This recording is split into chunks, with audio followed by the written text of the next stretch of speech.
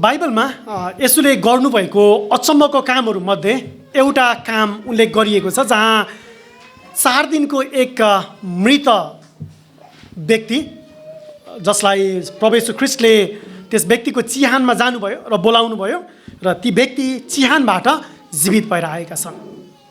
ती व्यक्तिको नाम हो लाजरस। लाजरसको मृत्यु भयो, प्रभुलाई खबर गरियो।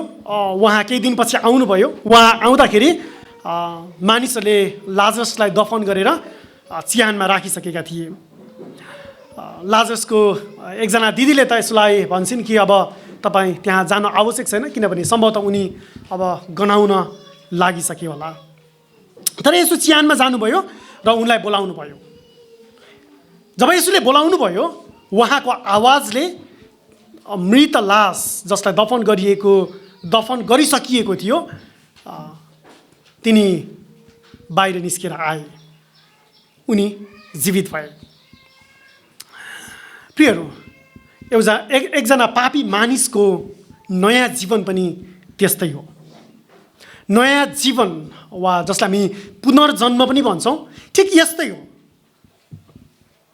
नयाँ जन्म सम्पूर्ण रूपमा परमेश्वरको एकतर्फी काम हो। यसमा हाम्रो आफ्नो कुनै पनि हात छैन।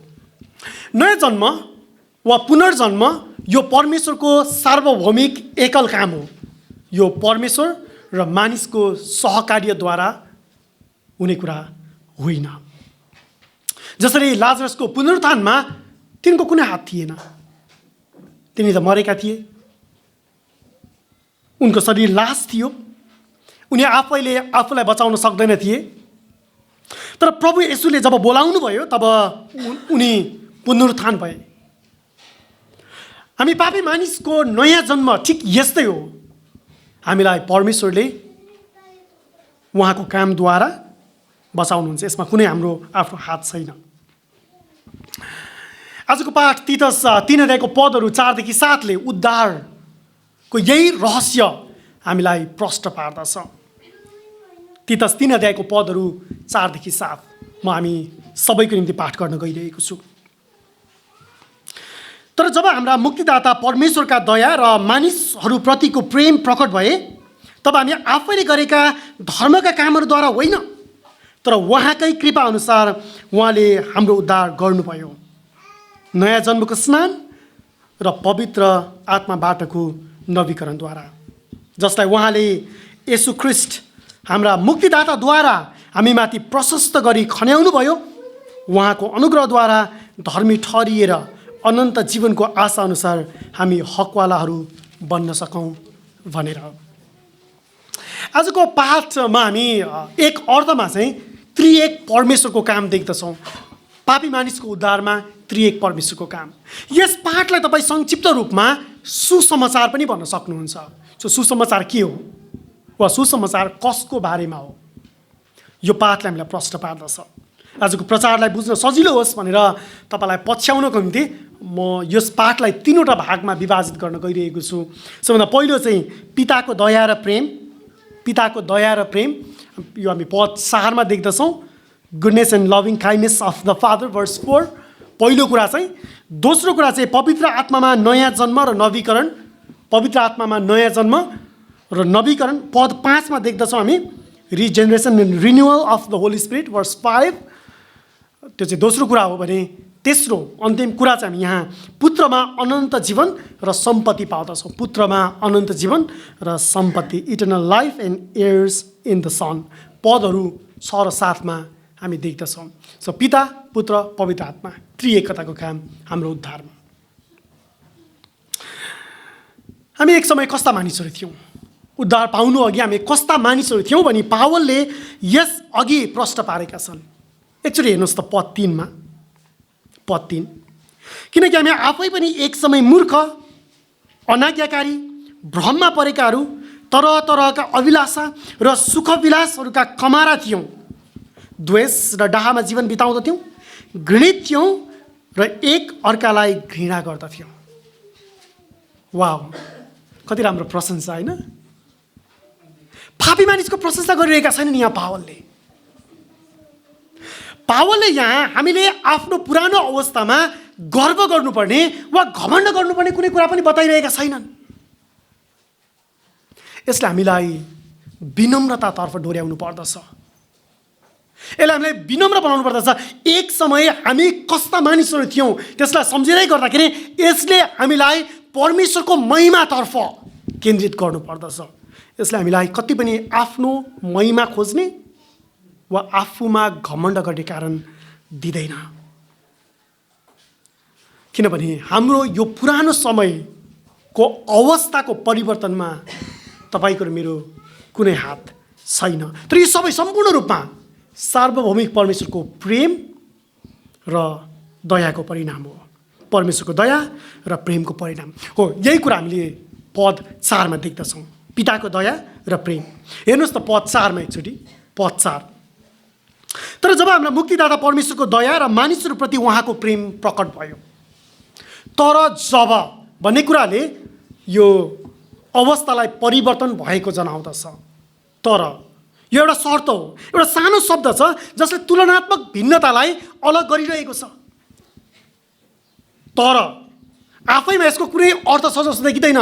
तर यसले दुई सम्पूर्ण रूपमा भिन्न अवस्थाको बीचमा तुलना र त्यसको विपरीत अर्थलाई बुझ्नलाई मद्दत गर्दछ। अघि पद 3 मा पावलले हाम्रो अवस्थाको बारेमा बताएका थिए, तर त्यस समयमा त्यस अवस्थामा हामी भएका मानिसहरूको निम्ति अब परमेश्वरको दया र प्रेम प्रकट भएको छ।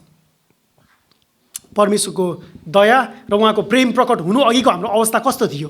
पद 3। तर अब पद 4 ले भन्दछ हाम्रो मुक्तिदाता परमेश्वरको दया र मानिसहरूप्रति उहाँको प्रेम प्रकट भएको छ। अर्थात् पहिलेको अवस्था जे थियो अहिले हामी त्यही अवस्थामा छैनौँ।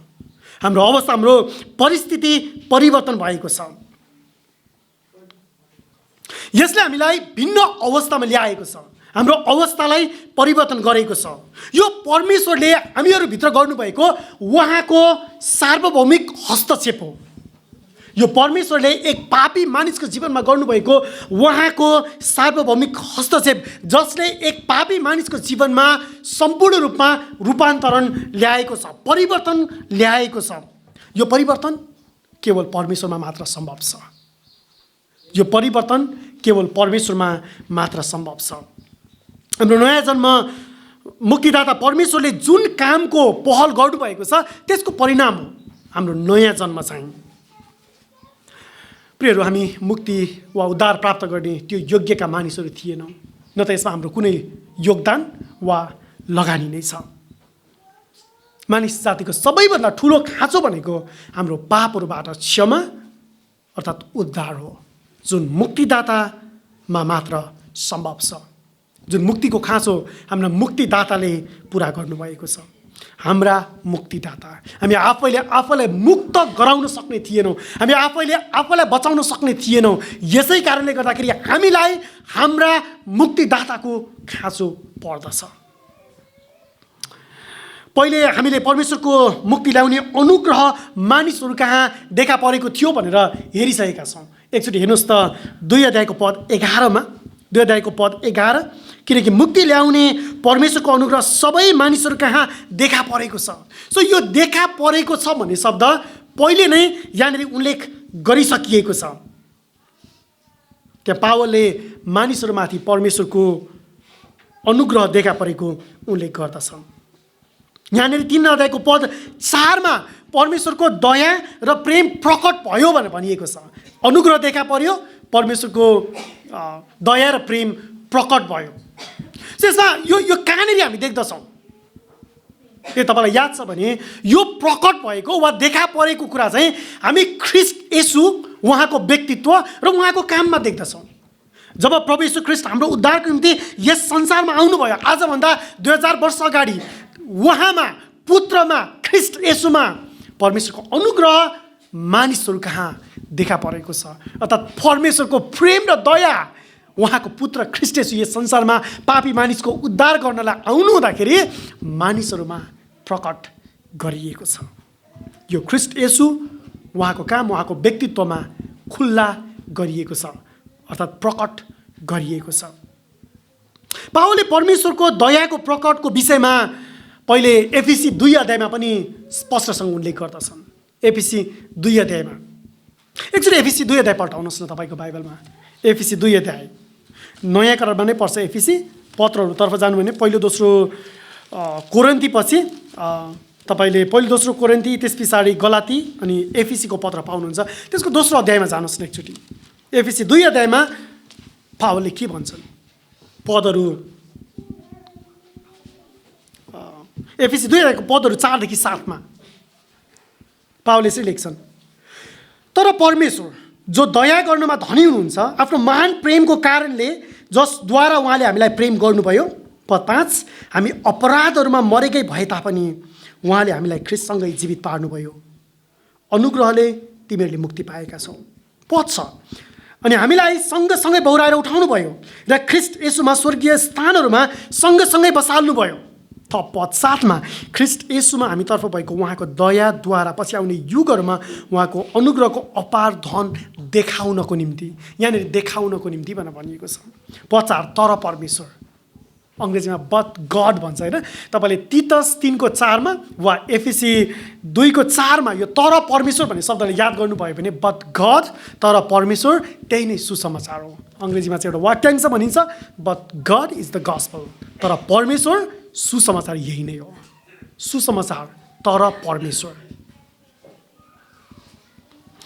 सो एफिसी 2 मा पनि पावलले प्रश्न पार्दछन् कि परमेश्वरको दया, प्रेम, अनुग्रह पापी मानिसमा प्रकट गरिएको छ, जसद्वारा मरेको मानिसले जीवनमा पुनरुत्थानमा स्थान पाएको छ। यो प्रकट परेको छ, देखा परेको छ भन्ने चित्र चाहिँ यो एउटा ज्योतिको चित्रसँग तपाईँले तुलना गर्न सक्नुहुन्छ। अन्धकारमा सूर्यको ज्योति प्रकट भएको चित्र चाहिँ जब अँध्यारोमा जब उज्यालो ज्योति बल्दछ तब अँध्यारो त्यहाँबाट भाग्दछ। राति अँध्यारो हुन्छ अनि मिरमिरे बिहानीमा जब सूर्यको किरण जब पृथ्वीमा पर्न थाल्छ तब हामी उज्यालो देख्दछौँ। यो देखा परेको छ, हटेको छ, देखा परेको छ वा प्रकट भएको छ भन्नु चाहिँ अन्धकार हट्नु र उज्यालोको त्यहाँ प्रवेश हुनु हो। जब मुक्तिदाताको प्रेम र दया प्रकट हुँदछ, प्रियहरू, हाम्रा अन्धकारमा भएका कामहरू प्रष्ट हुँदछन्। जब एउटा पापी मानिसले आफ्नो अन्धकारमा भएको काम प्रष्टसँग देख्दछ, ज्योति प्रकट भएपछि तब उसले आफ्ना पापहरू स्वीकार गर्छ र छुटकाराको निम्ति, उद्धारको निम्ति मुक्तिदातातर्फ ऊ भाग्दछ, मुक्तिदातातर्फ ऊ जाँदछ। यिनै अन्धकारका कामहरूको बारेमा पावलले अघि तीतस 3:3 मा प्रश्न पारेका छन्। एक समय हाम्रो अवस्था के थियो भनेर। मूर्ख, अनाज्ञाकारी, भ्रममा परेका, अभिलाषाहरू भएका, सुखविलासका कमरा, द्वेष, डाहामा जीवन बिताउने, घृणित, एक अर्कालाई घृणा गर्ने, हामी त्यस्ता मानिसहरू थियौँ। ती चाहिँ अन्धकारका कामहरू भए। जब ज्योति देखा पर्दछ अनि अन्धकारमा भएका यी सबै कामहरू त्यो मानिसले जब देख्दछ तब उसले ती पापहरूलाई स्वीकार गर्दछ र उसले भरोसा मुक्तिदातामा राख्दछ। पावलले रोमी 5 अध्यायको पदहरू 6 देखि 8 यसो भन्दछन्, किनकि हामी कमजोर हुँदाखेरि नै ठिक समयमा ख्रिस्ट भक्तिहीनहरूका निम्ति मर्नुभयो। सो हामी भक्तिहीन मानिसहरू थियौँ होइन।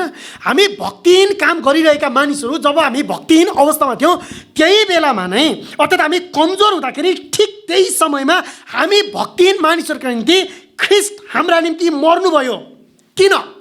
अगाडि पावलले भन्दछन्, किनभने धर्मी मानिसका निम्ति मुस्किलले कोही मर्ला, असल मानिसका निम्ति सायद कसैले मर्ने आँट पनि गरिहाल्ला।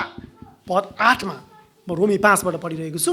रोमी 5:8 मा पावलले भन्दछन्, तर परमेश्वरले हामीप्रति आफ्नो प्रेम यसैमा प्रकट गर्नुहुन्छ, प्रेम प्रकट गर्नुहुन्छ, प्रेम देखाउनुहुन्छ, त्यसलाई खुल्ला बनाउनुहुन्छ, त्यसलाई खोलिदिनुहुन्छ। उहाँको प्रेम त्यसैमा उहाँले प्रकट गरिदिनु भएको छ, खोलिदिनु भएको छ कि हामी पापी हुँदाखेरि नै ख्रिस्ट हाम्रा निम्ति मर्नुभयो। प्रियहरू, हामी प्रत्येक मानिसहरू जो भक्तिहीन संसारमा भक्तिहीन जीवन बिताइरहेका थियौँ, अर्थात् हामी कमजोर मानिसहरू थियौँ, त्यही कमजोर मानिसहरूका निम्ति ख्रिस्ट ठिक समयमा तपाईँका र मेरा निम्ति मर्नुभयो। यही नै हो परमेश्वरको दया, परमेश्वरको भलाइ, उहाँको प्रेम यसो ख्रिस्टमा प्रकट गरिएको छ। दयाले परमेश्वरको भलाइलाई बताउँदछ। यो परमेश्वरको दया भन्नुको अर्थ परमेश्वरको भलाइ हो, उहाँको उत्कृष्टता, उहाँको उदारता, उहाँको इमान्दारिता, उहाँको भलाइ, त्यो उहाँको दयामा प्रकट गरिएको छ। यसले बुझाउँछ कि परमेश्वर दयाले भरिपूर्ण र उहाँ कृपालु हुनुहुन्छ। कसप्रति? भक्तिहीन मानिसहरूप्रति। परमेश्वरको प्रेम मानिसहरूप्रति छ। यसले यही कुरा जनाउँदछ कि परमेश्वरले उहाँको अद्वितीय प्रेममा उहाँको पुत्र ख्रीष्ट येशू हामी पापी मानिसहरूका निम्ति दिनुभएको छ कि हामी पापी मानिसहरूले आफ्नो पापहरू स्वीकार गर्न सकौँ र उहाँले उपलब्ध गराउनु भएको उहाँको प्रेम, उहाँले प्रकट गर्नुभएको उहाँको पुत्रमा तपाईँले र मैले आफ्नो भरोसा राख्न सकौँ। परमेश्वर दयाले भरिपूर्ण हुनुहुन्छ। यस बिहानी तपाईँ यहाँ हुनुहुन्छ तर तपाईँ क्रिस्चियन हुनुहुन्न भने क्रिस्चियन सुसमाचार यही हो। यदि तपाईँले विश्वास गर्नुभएको छैन, तपाईँ ख्रीष्ट येशूलाई मेरो मुक्तिदाता भनेर तपाईँ भन्न सकिराख्नु भएको छैन भने, वा त्यो स्वीकार गर्नुभएको छैन भने, जसरी पावलले तीतस 3:4 भनिरहेका छन् कि तर जब हाम्रा मुक्तिदाता, यदि तपाईँले आफ्नो मुक्तिदाता भनी प्रभु येशू ख्रीष्टमाथि विश्वास गर्नुभएको छैन भने क्रिस्चियन सुसमाचार तपाईँको निम्ति हो। परमेश्वरले उहाँको दया र प्रेम पापी मानिसको निम्ति प्रकट गर्नुभएको छ। हामी पापी मानिसहरूको कर्तव्य चाहिँ आफ्नो पापहरू स्वीकार गर्नु र उहाँले कल्भरीको क्रुसमा सिद्ध्याउनु भएको काममा आफ्नो भरोसा राख्नु हो। ख्रीष्ट येशूमा परमेश्वरको दया र प्रेम प्रकट भएको छ, जसले हामीलाई हाम्रा पापका भ्रष्ट जीवनहरूलाई खुल्ला बनाइदिँदछ वा प्रष्ट बनाइदिँदछ। हामीले हाम्रो यस जीवनमा विनम्र भएर उहाँको दयाको निम्ति धन्यवादी हुन यो सुसमाचारले सिकाउँदछ। एक पापी मानिसको निम्ति उसको कर्तव्य चाहिँ उहाँले उपलब्ध गराउनु भएको यो प्रेम र दयाको निम्ति उहाँप्रति धन्यवादी भएर जिउनु हो। परमेश्वरको प्रेमले नै यस भक्तिहीन संसारमा ज्योतिका सन्तानहरू चाहिँ जिउनलाई प्रेरणा दिँदछ। भक्तिहीन संसारबाट बचाइएको मानिस, उद्धार गरिएको मानिस, उहाँको प्रेम प्रकट गरिएको मानिस यस भक्तिहीन संसारमा अब बचाइनुभन्दा अघिको जीवन जस्तो थियो त्यस्तो जीवन उसले जिउँदैन, तर त्यो जीवनलाई उसले सम्पूर्ण रूपमा त्याग्छ र ऊ उद्धारकर्ताको बचाउने अभिप्राय, उहाँको प्रेम र दयाको योग्यको जीवन उसले जिउँदछ। हामी पापी मानिसहरू जो उहाँको अनुग्रहद्वारा बचाएका छौँ, हाम्रो कर्तव्य चाहिँ उहाँले प्रकट गर्नुभएको प्रेमप्रति धन्यवादी भएर जिउनु हो उहाँप्रति। प्रियहरू, ख्रीष्ट तपाईँको र मेरो निम्ति हाम्रो पापको साटोमा व्यवस्थाको लेखी उहाँ कल्भरीको क्रुसमा मर्नु भएको छ। हामीहरूलाई प्रायश्चित गर्नको निम्ति, हामीहरूलाई क्षमा दिनको निम्ति, हाम्रो प्रायश्चितको निम्ति र हामी पापी मानिसहरूले आफ्नो पापको क्षमा पाउने चाहिँ येशू ख्रीष्टले कल्भरीको क्रुसमा गर्नुभएको बलिदानद्वारा मात्र हो। यही नै परमेश्वरको प्रेम र दयाको सर्वोच्च प्रमाण हो। कल्भरीको क्रुस जहाँ पुत्र ख्रीष्ट आउनुभयो र हाम्रो पापको प्रायश्चितको निम्ति उहाँ ठिक समयमा तपाईँको र मेरो निम्ति बलि हुनुभयो। ख्रीष्टमा विश्वास नगरेका मित्रहरूको निम्ति यो सुसमाचार हो। तर हामी क्रिस्चियनहरूको निम्ति यसले के अर्थ राख्छ? हामी क्रिस्चियनहरूको निम्ति हामीले विश्वास गरेको परमेश्वर चाहिँ कस्तो परमेश्वर हुनुहुन्छ? यसलाई म तपाईँले व्यक्तिगत रूपमा सोच्न सक्नुहोस् भने यसरी सोधौँ, तपाईँले विश्वास गरेको परमेश्वर कस्तो हुनुहुन्छ? आज संसारले विश्वास गर्ने परमेश्वर र बाइबलले बताएको परमेश्वरको बिचमा भिन्नता छ। आजको संसार जहाँ अन्याय, अत्याचार, हत्या, बलात्कार, युद्ध, अशान्ति, महामारी, भोकमरी इत्यादि कुरा छ, त्यहाँ मानिसहरूले परमेश्वरको अस्तित्वको बारेमा प्रश्न गर्छन् र भन्छन् के परमेश्वर साँच्चीकै दयालु हुनुहुन्छ? के परमेश्वर साँच्चीकै प्रेमिलो हुनुहुन्छ? यदि परमेश्वर दयालु र प्रेमिलो हुनुहुन्छ भने उहाँको दया वा प्रेम कहाँ गयो? आज किन संसारमा हत्या छ, हिंसा छ, बलात्कार छ, युद्ध छ, अशान्ति छ, महामारी छ, भोकमरी छ? किन मानिसहरू थिचोमिचो र अन्यायमा परिरहेका छन्? के परमेश्वर हुनुहुन्छ? हुनुहुन्छ भने उहाँले यी सबै कुराहरूको वास्ता किन राख्नुहुन्न? संसारले यो प्रश्न गर्छ। अझ हामी जुन समाजमा छौँ, नेपालमा वा भारतमा वा दक्षिण एसियामा वा पूर्वीय समुदाय भनौँ, पूर्वीय समाज भनौँ, जहाँनेरि हामी छौँ, यहाँनेरि चाहिँ ईश्वर हामीभित्र बास गर्छन् भने मानिसहरूले विश्वास गर्दछन्। तपाईँभित्र ईश्वर छन्, धेरै ईश्वर छन्, सबै थोक ईश्वर हो भने त्यस्ता खालका विचारहरू वा विश्वासहरू मानिसहरूले लिँदछन्। तर बाइबलले सृष्टिकर्ता परमेश्वरको बारेमा बताउँदछ यो परमेश्वर अद्वितीय हुनुहुन्छ, एकमात्र। यो परमेश्वर सार्वभौम हुनुहुन्छ, जसले सबै कुरालाई आफ्नो हातमा सम्हाल्नुहुन्छ वा थामेर राख्नुहुन्छ। बाइबलले बताएको परमेश्वर उहाँ सार्वभौम हुनुहुन्छ, पवित्र हुनुहुन्छ, न्यायी हुनुहुन्छ, उहाँ सिद्ध हुनुहुन्छ। परमेश्वर दयाले भरिपूर्ण र प्रेमले भरिएको परमेश्वर हुनुहुन्छ। त्यसै कारणले गर्दाखेरि उहाँले पापी मानिसलाई बचाउनको निम्ति ठिक समयमा आफ्नो पुत्रलाई कल्भरीको क्रुसमा मर्नको निम्ति तपाईँको र मेरो साटोमा पठाउनु भयो। आज यस संसारमा भएका सबै कष्ट, सबै अन्याय र सबै दुःखको उत्तर हामी नपाउँला, तर पवित्र शास्त्र बाइबलले बताउँदछ एक दिन यो मुक्तिदाता जब फेरि आउनुहुन्छ, उहाँ आउँदाखेरि यस संसारमा भएका यो पापका परिणामस्वरूप यी सबै दुःखहरूलाई उहाँले अन्त्य गर्नुहुन्छ। हरेक आँखाको आँसुहरू पुछिनेछ, हरेक अन्यायको अन्त्य हुनेछ, हरेक युद्धहरू सिद्धिनेछ र उहाँले आफ्नो शान्तिको सार्वभौमिक सदा सर्वदा अनन्तको राज्य स्थापित गर्नुहुनेछ। बाइबलले बताउँदछ जब पहिलोचोटि यो मुक्तिदाता आउनुभयो, उहाँ आउँदाखेरि आफ्नो प्रेम र भलाइ प्रकट गर्नुभयो पापी मानिसलाई बचाउनको निम्ति। तर जब उहाँ दोस्रो पटक आउनुहुन्छ, उहाँ सबै पापको अन्त्य गर्नको निम्ति, सबै अन्यायको अन्तिम र सिद्ध न्याय गर्नको निम्ति उहाँ आउनुहुन्छ र उहाँको सिंहासन, उहाँको राज्यको अन्त्य फेरि कहिले हुने छैन। पापको पतनको परिणामस्वरूप आज यस संसारमा भएका प्रत्येक दुःखको अन्त्य हुनेछ, प्रत्येक आँखाको आँसुहरू पुछिनेछ। उहाँको उपस्थितिमा त्यहाँ फेरि अर्को कुनै कष्ट वा दुःख हुने छैन। प्रिय क्रिस्चियन मित्र, तपाईँले विश्वास गर्नुभएको परमेश्वर कस्तो हुनुहुन्छ? उहाँका मानिसहरूप्रति परमेश्वरको प्रेम र उहाँको दुष्टताको न्याय, उहाँले दुष्टताको निम्ति गर्नुहुने न्याय, यो दुवै एकै ठाउँमा पाउँदछ हामी। दुष्टताको न्याय र उहाँका मानिसहरूप्रति उहाँको प्रेम, त्यसको मिलन बिन्दु चाहिँ क्रुस हो, यसो क्रिस्टको क्रुस, जहाँ कल्भरीमा उहाँ बलिदान हुनुभयो। त्यही नै हामी यो दुवै कुरा एकै ठाउँमा पाउँदछौँ। उहाँ तपाईँको र मेरो निम्ति श्राप बन्नुभयो, हाम्रा पापहरूको लेखी उहाँ मर्नुभयो। हाम्रा निम्ति श्राप बनेर ख्रिस्ट हामीलाई व्यवस्थाको श्रापबाट दान तिरी छुटकारा दिनको निम्ति कल्भरीको क्रुसमा मर्नुभयो। र यसै लेखिएको छ कि हरेक जो रुखमा टाँगिन्छ त्यो श्रापित होस्। सो यसो क्रुसमा टाँगिनु हुँदाखेरि उहाँ तपाईँको र मेरो साटोमा श्राप बन्नुभयो। प्रभु येशू ख्रिस्टमा परमेश्वरको प्रेम र दया प्रकट गरिएको छ। दोस्रो कुरा, पवित्र आत्मामा नयाँ जन्म र नवीकरण। अब उहाँ आउनुभएको छ र प्रायश्चितको निम्ति मर्नुभएको छ, र यसले हाम्रो जीवनमा कसरी काम गर्छ? दोस्रो कुरा पद 5 मा हेर्नुहोस् त, यहाँ हामी पवित्र आत्मामा नयाँ जन्म र नवीकरण पाउँदछौँ। पद 5, जब हामी आफैले गरेका धर्मका कामहरूद्वारा होइन तर उहाँको कृपा अनुसार उहाँले हामीलाई उद्धार गर्नुभयो, नयाँ जन्मको स्नान र पवित्र आत्माबाटको नवीकरणद्वारा। हाम्रो मुक्तिको निम्ति परमेश्वरको पुत्र मर्नलाई आउनुभएको सत्यताले हामीलाई यो सम्झाउँदछ, यो सम्झना गराउँदछ कि यो मानिसको काम होइन, तर यो सार्वभौमिक परमेश्वरको काम हो।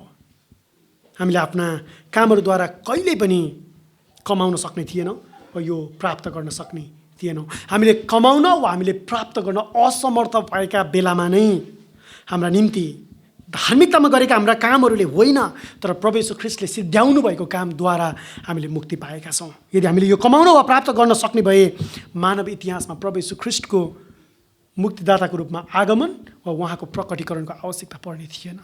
यदि यस संसारमा कम्तीमा पनि एकजना मानिसले आफैलाई बचाउन सक्ने भए मानव इतिहासमा प्रभु येशू ख्रिस्ट जो ईश्वर हुनुहुन्छ उहाँ मानिस बनेर आउनुपर्ने थिएन।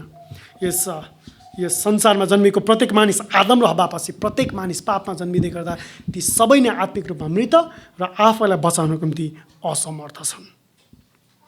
पद 5 मा आफैले गरेका धर्मका कामहरूद्वारा होइन भनेर भनेको छ यहाँनिर, तर उहाँकै कृपा अनुसार उहाँले हामीलाई उद्धार गर्नुभयो।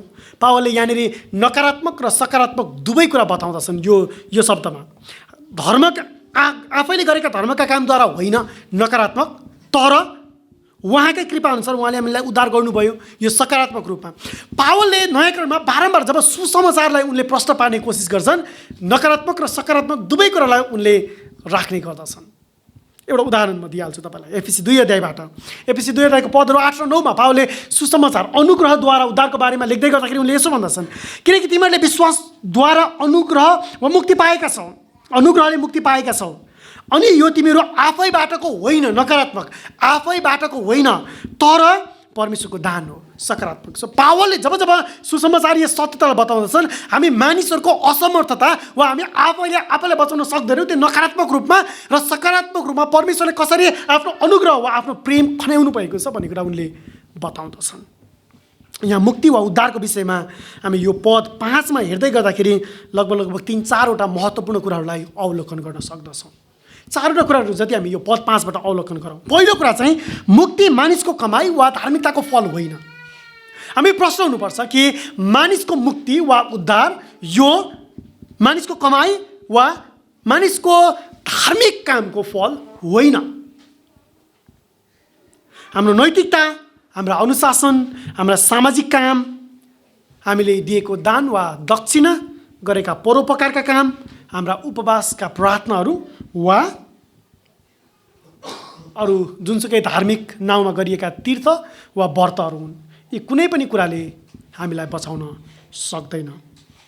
प्रियहरू, हामीले भाकल गऱ्यौँ भने पनि, तपस्या गऱ्यौँ भने पनि, धार्मिक तीर्थयात्रा गऱ्यौँ भने पनि, चर्चमा आएर दशांश वा भेटी नै दियौँ भने पनि, वा बप्तिस्मामा हाम्रो शरीर पानीभित्र गएर पुरै नै डुबायौँ भने पनि त्यसले पनि हामीलाई बचाउन सक्दैन। उद्धार यो हाम्रो काममा आधारित हुँदैन।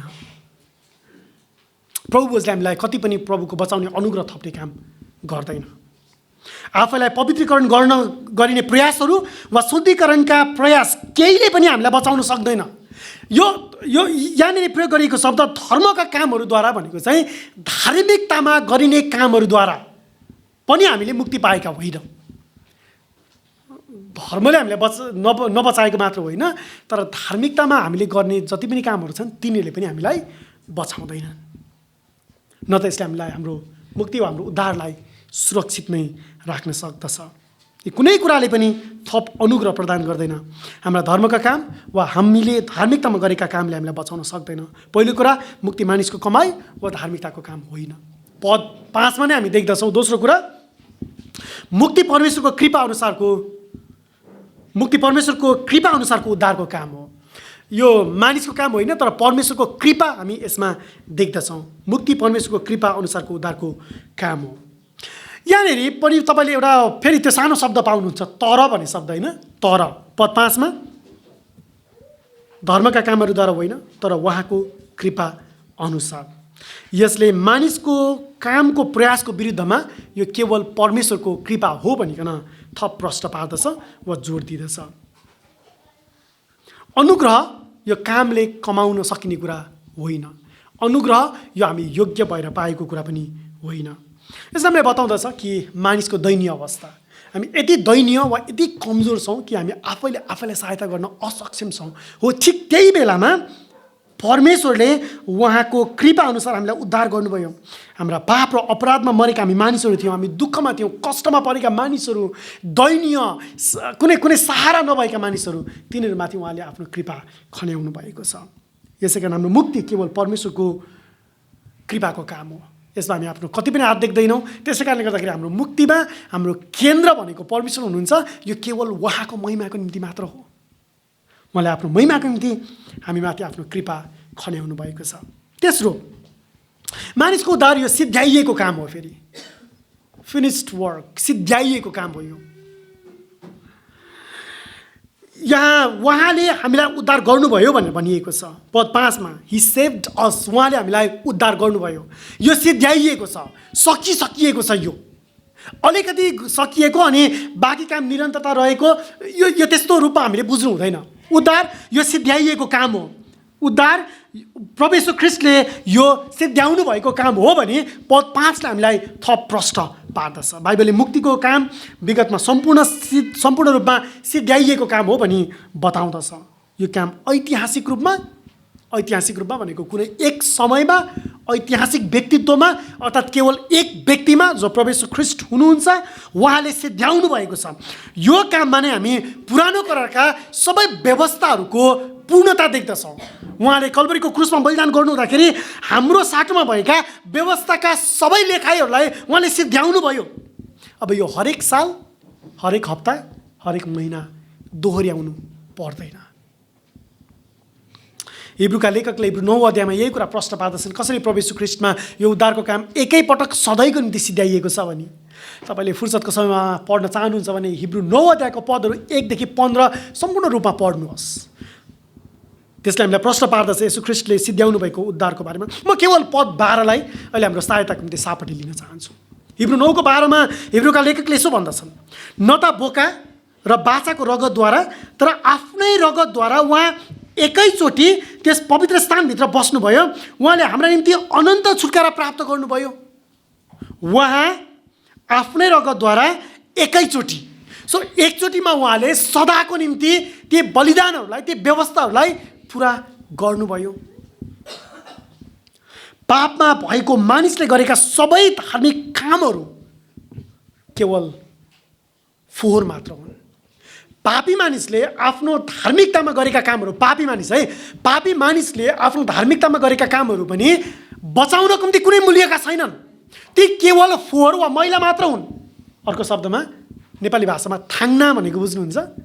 थाङ्ना च्यातिएको, त्यसलाई सिलाएर वा खुटेर पनि काम नलाग्ने, त्यो केही पनि कामको हुँदैन। सो हामीले पापी मानिसले आफ्नो धार्मिकतामा गरेका कामहरू थाङ्नाहरू सरह हुन्।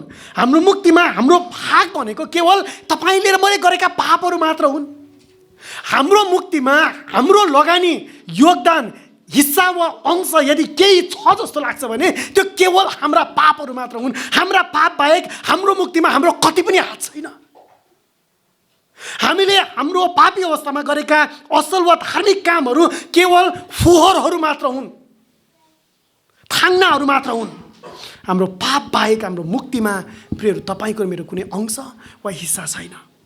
पापमा मरेको मानिसले कहिले पनि परमेश्वर र उहाँको कुराहरूको खोजी गर्न सक्दैन। पापमा भएको मानिसले परमेश्वर र उहाँका कुरालाई कहिले पनि प्रेम गर्दैन।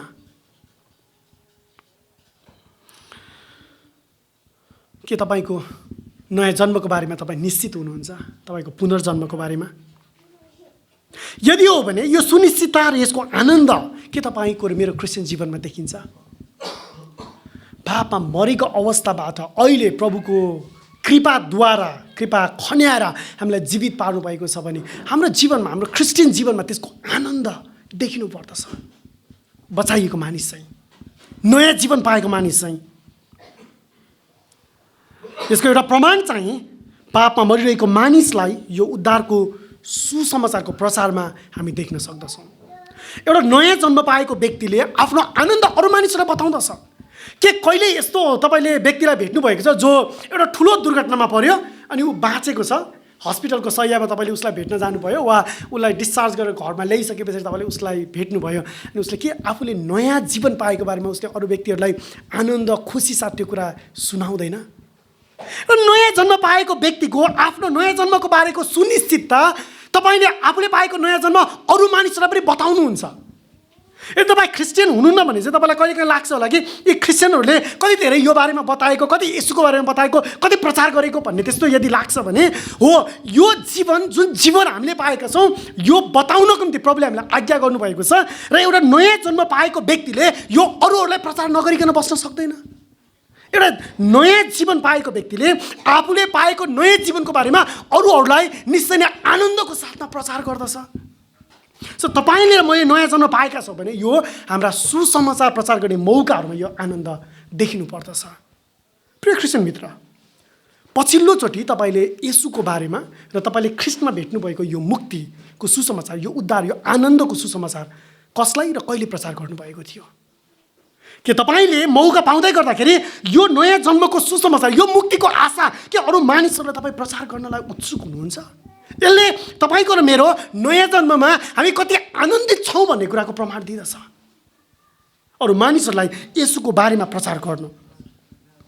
उहाँ को हुनुहुन्छ? उहाँले कल्वरीको क्रुसमा एक पापी मानिसको लागि के गर्नुभयो? हामीले अरू मानिसहरूलाई सुसमाचार प्रचार गर्ने मौकाहरूमा यो कुराहरू देखिनु पर्दछ। तपाईँ आफूले बाँचेको यो सुसमाचारीय सत्यता कि अरू मानिसहरूलाई प्रचार गर्नको निम्ति तपाईँ जोसिलो हुनुहुन्छ। प्रियहरू, संसारका सबै धर्महरू के गर्ने वा के नगर्नु भन्ने कुरामा केन्द्रित छन्। संसारका सबै धर्महरू, सबै मतहरू हामीले कसरी आफूलाई बचाउन सक्छौँ वा कसरी आफूलाई योग्यको बनाउन सक्छौँ। तर केवल यस संसारमा क्रिस्चियन विश्वास मात्र यस्तो विश्वास हो जो संसारका अरू सबै धर्महरूभन्दा फरक छ। यहाँ सिद्ध्याइएको काममाथि हामी विश्वास गर्छौँ। हामीले केही पनि गर्नु पर्दैन, सबै कुरा सिद्ध्याइएको छ, सबै कुरा सिद्ध्याइएको छ। ख्रिस्टले उद्धारको काम सिद्ध्याउनु भएको छ। तर यसले हाम्रो वर्तमान जीवनमा कसरी काम गर्दछ? पद 5 मा नै हेर्नुभयो भने तपाईँले 14 कुरा देख्नुहुन्छ। पद 5 मा नै 14 कुरा, उद्धार नयाँ जन्मको स्नान र पवित्र आत्माबाटको नवीकरणद्वारा हुने काम हो। उद्धार चाहिँ नयाँ जन्मको स्नान र पवित्र आत्माको नवीकरणद्वारा हुने काम हो। ख्रिस्टले सिद्ध्याउनु भएको कामलाई पवित्र आत्माले पापी मानिसको जीवनमा लागू गर्नुहुन्छ वा प्रयोगमा ल्याउनुहुन्छ। ख्रिस्टले कल्भरीको क्रुसमा सिद्ध्याउनु भएको छ अनि पवित्र आत्मा परमेश्वरले त्यसलाई एक पापी मानिसको जीवनमा लागू गर्नुहुन्छ, त्यसलाई प्रभावकारी बनाउनुहुन्छ, प्रयोगमा ल्याउनुहुन्छ। यो पवित्र आत्मा परमेश्वरको काम हो। मुक्तिको जग ख्रिस्ट येशूको क्रुसको काममा नै आधारित छ। येशू ख्रिस्टले जे कुरा क्रुसमा सिद्ध्याउनु भयो, उहाँको मृत्यु र पुनरुत्थान हो, त्यसमा मानिसको उद्धार सम्भव छ। जग त्यही नै हो। तर त्यसलाई एक पापी मानिसको जीवनमा आज पनि लागू गर्ने काम, त्यसलाई प्रभावकारी ठहर्याउने काम, त्यसद्वारा एक पापी मानिसलाई आत्मिक रूपमा मृत मानिसलाई जीवनमा ल्याउने काम पवित्र आत्मा परमेश्वरले काम गर्नुहुन्छ। यो काम पावलले सुसमाचारको बारेमा बताउँदै गर्दाखेरि 1 कोरिन्थी 15 अध्यायमा यही कुरा बताउँदछन् कि ख्रिस्ट व्यवस्था अनुसार सबै व्यवस्थाको रीतिहरूलाई पुरा गर्नको निम्ति मर्नुभयो र व्यवस्थाहरू अनुसार नै उहाँ फेरि पुनरुत्थान हुनुभयो, मरेकाबाट पुनरुत्थान हुनुभयो। ख्रिस्ट व्यवस्था अनुसार हाम्रा पापका निम्ति मर्नुभयो, गाडिनुभयो अनि पवित्र शास्त्र अनुसार उहाँ तेस्रो दिनमा पुनरुत्थान हुनुभयो। पवित्र आत्मा परमेश्वरले प्रभु येशू ख्रिस्टले यही सिद्ध्याएको कामलाई आज पापी मानिसको जीवनमा लागू गर्नुहुन्छ। पवित्र आत्मा परमेश्वरले नै हामीलाई पुत्रको विषयमा साक्षी दिनुहुन्छ। यूहन्नाको सुसमाचारमा प्रभु येशू ख्रिस्टले त्यही भन्नुभयो, जब पवित्र आत्मा सल्लाहकार आउनुहुन्छ तब उहाँले के गर्नुहुन्छ? यसले यसरी भन्नुभयो, तर जब शान्तिदाता आउनुहुन्छ जसलाई म पिताको तर्फबाट तिमीहरू कहाँ पठाउने छु, अर्थात् सत्यका आत्मा जो पवित्र आत्मा परमेश्वर हुनुहुन्छ, जो पिताबाट निस्किनुहुन्छ, तब उहाँले मेरो विषयमा गवाही दिनुहुनेछ। जब पवित्र आत्मा परमेश्वरले पुत्रको बारेमा गवाही दिनुहुन्छ तब पापी मानिस जीवनमा आउँदछ। यो काम पवित्र आत्मा परमेश्वरले आज गर्नुहुन्छ। नयाँ जन्ममा नकारात्मक र सकारात्मक दुवै कुराहरू एकैपटक भइरहेको हामी देख्दछौँ। नकारात्मक भन्नाले फोहोर कुरालाई उहाँले फालिदिनुहुन्छ, ठाङ्नाहरूलाई उहाँले हटाइदिनुहुन्छ, र सकारात्मक भन्नाले नवीकरणको काम उहाँले गर्नुहुन्छ, अर्थात् नयाँ जन्मले हामीलाई धुनुहुन्छ। आजको सेवामा अघि भाइ जेम्सले इजेकियल 36 अध्यायबाट पढ्दै हुनुहुन्थ्यो। इजेकियलले यो अगमबानी पहिलेबाटै गरेका थिए। इजेकियल 36 अध्यायमा पदहरू 25 देखि 27 मा परमप्रभु परमेश्वरले भन्नुहुन्छ, इजेकियल 36 मा पद 25, तर म तिमीहरूमाथि शुद्ध पानी छर्किनेछु र तिमीहरू शुद्ध हुनेछौ।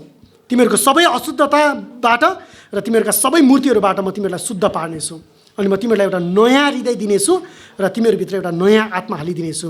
अनि तिमीहरूको मासुबाट म त्यो ढुङ्गाको हृदय निकालिदिनेछु र तिमीहरूलाई एउटा मासुको हृदय दिनेछु। अनि म मेरो आत्मा तिमीहरूभित्र हालिदिनेछु र तिमीहरूलाई मेरो विधिहरूमा हिँड्न तुलाउनेछु। अनि तिमीहरूले मेरो नियमहरू होसियारी साथ पालन गर्नेछौ। सो यो शुद्ध गर्ने काम, होइन, यो धुने पखाल्ने काम पवित्र आत्मा परमेश्वरले गर्नुहुन्छ। यहाँनिर शब्द याद गर्नुभयो भने तपाईँले तीतसमा पावलले प्रयोग गरेको शब्द चाहिँ नयाँ जन्मको स्नान भन्ने शब्द छ। शरीरमा जन्मिँदा हामी स्वाभाविक रूपमा आत्मिक रूपमा मृत मानिसहरू थियौँ। यहाँनिर नयाँ जन्मले पुनर्जन्मलाई पनि बताउँदछ। पुनर्जन्म यसको अर्थ सुरुवात भन्ने हुन्छ। यसलाई अर्को शब्दमा तपाईँले नयाँ सुरुवात भन्न सक्नुहुन्छ। नयाँ सुरुवात, यहाँ नयाँ जन्मले पुनर्जन्म अर्थात् नयाँ सुरुवातलाई बताइरहेको छ। यही जन्मद्वारा परमेश्वरको परिवारको सन्तान हामी भएका छौँ। नयाँ जन्मले नयाँ जीवनको सुरुवातको बारेमा बताउँदछ। यसले निकोदेमसलाई पनि यही भन्नुभएको थियो। यूहन्नाको सुसमाचारको 3 अध्यायमा यसले भन्नुभयो निकोदेमसलाई, साँचो साँचो म तिमीलाई भन्दछु, कोही मानिस नयाँ गरी जन्मिएन भने उसले परमेश्वरको राज्य देख्न सक्दैन। सो परमेश्वरको राज्यमा प्रवेश गर्नको निम्ति नयाँ गरी जन्मिनुपर्छ। यसले फेरि तल यसो भन्नुभयो, साँचो साँचो म तिमीलाई भन्दछु, कोही मानिस पानी र आत्माबाट जन्मिएन भने ऊ परमेश्वरको राज्यभित्र पस्न सक्ने छैन। यो नयाँ जन्मको बारेमा हो, पानी र आत्माद्वारा जन्मिनु। ख्रिस्टमा भएकाहरू हामी नयाँ सृष्टि हौँ। परमेश्वरको इच्छाबाट जन्मिएका, पवित्र आत्माद्वारा नयाँ जन्म पाएका, पवित्र आत्माले नयाँ जीवन उत्पन्न गर्नुभएको छ। ढुङ्गाको हृदय हटाइदिनु भएको छ, मासुको हृदय सृजना गर्नुभएको छ। त्यही मासुको हृदयले प्रभु यीशु ख्रिस्टलाई उद्धारकर्ता र मुक्तिदाता भनी विश्वास गर्दछ। मानिसहरूले कहिलेकाहीँ यो स्नानलाई फेरि बप्तिस्मासँग पनि जोड्ने गर्दछन्, किनभने यहाँ पानीको प्रयोगको बारेमा कुरा गरिएको छ। मानिसहरूले पानीसँगको विषयलाई लिएर बप्तिस्मासँग जोड्ने गर्दछन्। यसको परिणामस्वरूप कतिजना मानिसहरूले चाहिँ बप्तिस्माद्वारा नयाँ जन्म पाइन्छ भन्ने एउटा नयाँ सिद्धान्त सिकाउने वा प्रचार गर्ने गर्दछन्।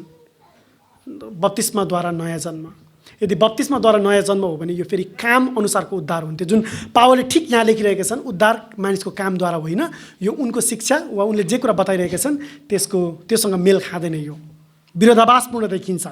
यहाँनिर पावलले यो नयाँ जन्मको स्नान भन्नाले बप्तिस्माद्वारा नयाँ जन्म पाउने कुरा गरिरहेका होइनन्। जसलाई बप्तिस्माद्वाराको नयाँ जन्म, यो विश्वास गर्ने कतिवटा क्रिस्चियन मत वा शिक्षाहरू छन्। हामी होसियार हुनुपर्दछ। यहाँ पावलले त्यो बारेमा सिकाइरहेका छैनन्। पावलले मुक्ति कामद्वारा प्राप्त गर्न सकिन्छ भनेर भनिरहेका छैनन्।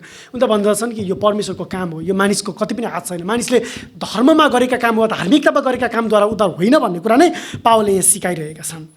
पावलले तीतसको सन्दर्भमा र अर्को कुरा तपाईँले बाइबलभरि हेर्नुभयो भने कहीँ पनि फेरि मुक्तिको निम्ति बप्तिस्मालाई आवश्यक पक्ष भनेर कहीँ पनि सिकाइएको छैन।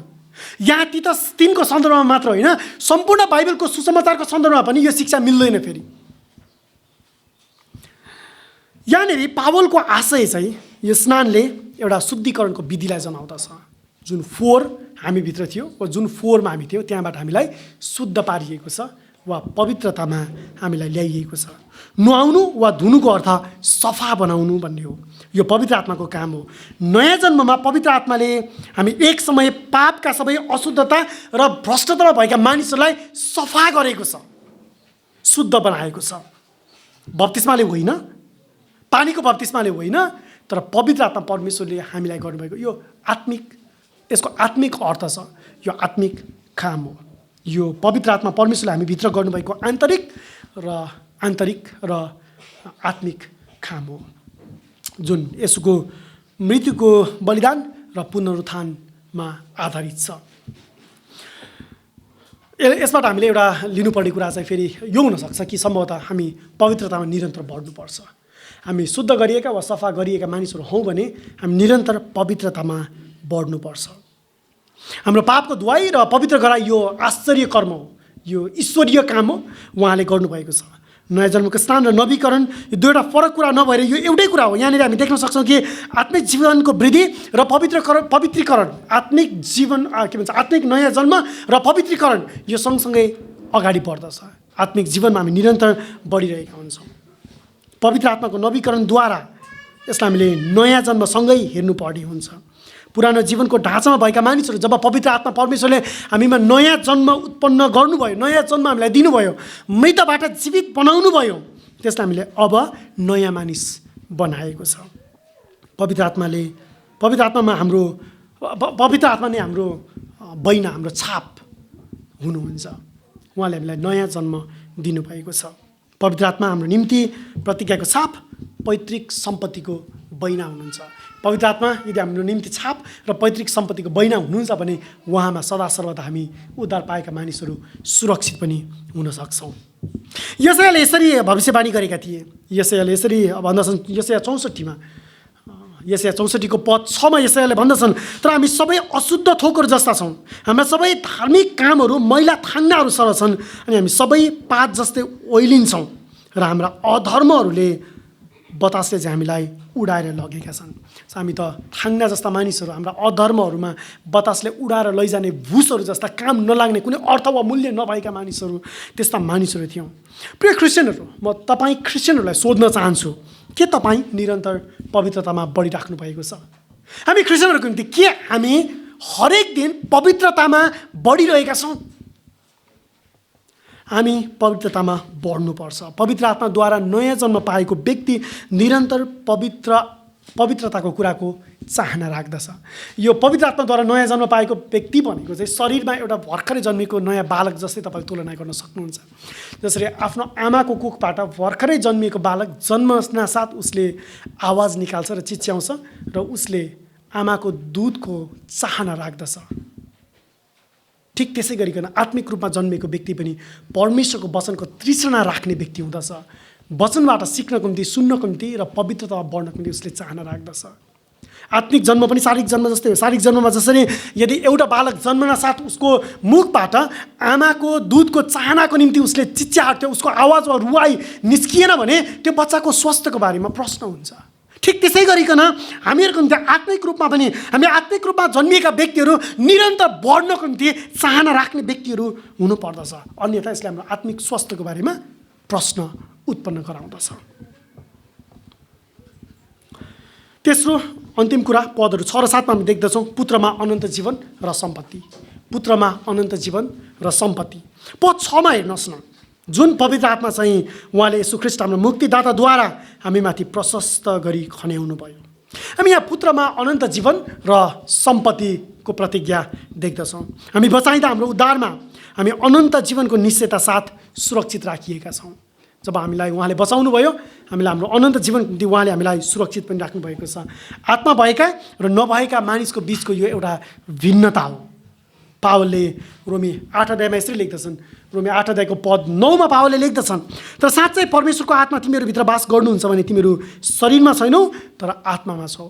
सो एउटा व्यक्ति जब पवित्र आत्माद्वारा जन्म पाएको हुन्छ, पवित्र आत्मा बास गर्नुहुन्छ र त्यो व्यक्ति पवित्र आत्मा बास गर्ने व्यक्ति चाहिँ हामी केवल शरीरमा मात्र होइन आत्मा पनि छौँ। तर कुनै मानिससँग ख्रिस्टका आत्मा हुनुहुन्न भने त्यो उहाँको होइन। सो एउटा क्रिस्चियन र क्रिस्चियन को होइन भन्ने त्यो दुई फरक व्यक्तिको बिचको भिन्नता यही नै हो। पवित्र आत्माको बास छ कि छैन भन्ने कुरामा। पवित्र आत्मा हामीमा बास गर्नुहुन्छ। अब उहाँले हामीले मागेको वा हामीले सोचेको, हामीले चिताएको भन्दा अझ बढी प्रशस्त गरी हाम्रो मुक्तिको निम्ति र हाम्रो पवित्रीकरणको निम्ति आवश्यक सबै आशिषहरू उहाँले खन्याउनुहुन्छ। पद 7 मा हेर्नुहोस् त एकचोटि, तितस 3 को 7 मा उहाँले अनुग्रहद्वारा धर्मी ठहरिएर अनन्त जीवनको आशा अनुसार हामी हकवालाहरू बन्न सकौँ भनेर। उद्धार र मुक्तिमा हाम्रो धर्मीकरण भएको छ र यसमा हामीले एउटा अद्भुत आशा पाउँदछौँ। यहाँनिर अनन्त जीवनको आशाको कुरा गरिएको छ र हकवालाको कुरा गरिएको छ। पद 7 मा यहाँ अनुग्रहद्वारा धर्मी ठहरिएको, यो धर्मी ठहरिनु भन्ने कुरा चाहिँ यो एउटा कानुनी भाषा हो होइन। अपराधमा पक्राउ परेको थियो तर उसको अपराध चाहिँ प्रमाणित भएन र न्यायाधीशले उसलाई चाहिँ ल तिमीले गरेको अपराधमा तिमीलाई जुनसुकै अभियोग लागे तापनि त्यो तिम्रो लागि होइन, तिमी निर्दोष छौ। यो धर्मी ठहराएको भनेको निर्दोष ठहराइएको कानुनी रूपमा। किनभने हाम्रो विरुद्धमा भएका तमस्सुकलाई प्रभु यीशु ख्रीष्टले कल्भरीको क्रुसमा च्यातिदिनु भयो। पावलले त्यही भन्छ होइन कलसीको पत्रमा, हाम्रो विरुद्धमा भएको सबै तमस्सुकहरूलाई प्रभु यीशु ख्रीष्टले च्यातिदिनु भयो।